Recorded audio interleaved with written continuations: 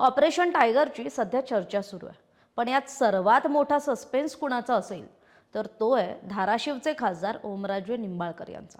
एकनाथ शिंदेंच्या शिवसेनेत ठाकरे गटातील खासदार जाणार असल्याच्या चर्चांनी उधाण आलं असताना ओमराजेंनी मात्र अजूनही आपले पत्ते उघडलेले नाहीत. उलट त्यांनी एक असा फॉर्म्युला स्वीकारलाय ज्यामुळे खरं तर महाराष्ट्राच्या राजकारणातला सस्पेन्स आणखी वाढलाय. आता सस्पेन्स नेमका काय आहे आणि ओमराजेंचा नेमका डाव काय आहे हे सगळं समजून घेऊयात या व्हिडिओतून. त्यासाठी व्हिडिओ शेवटपर्यंत पहा. नमस्कार, मी कोमल, आपण पाहताय सकाळ. महाराष्ट्राच्या राजकारणात मी आधी म्हटल्याप्रमाणे सध्या ऑपरेशन टायगरची चर्चा जोरात सुरू आहे.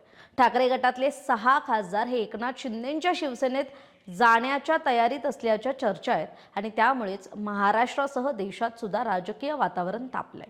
या संभाव्य घडामोडींमध्ये सर्वाधिक चर्चेत असलेलं नाव आहे ते म्हणजे धाराशिवचे खासदार ओमराजे निंबाळकर यांचं.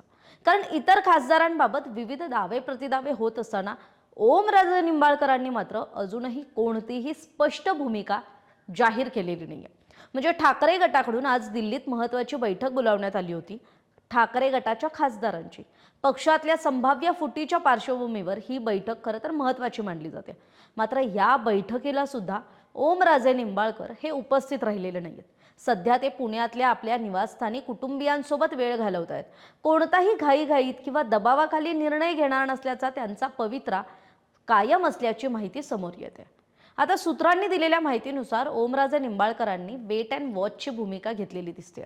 विशेष म्हणजे 20 जूनला ओमराजेंचे जे वडील आहेत पवनराजे निंबाळकर यांच्या हत्या प्रकरणाचा महत्त्वपूर्ण निकाल लागणार आहे आणि या न्यायालयीन निकालानंतरच ओमराजे आपली पुढील राजकीय भूमिका स्पष्ट करणार असल्याची चर्चा आहे.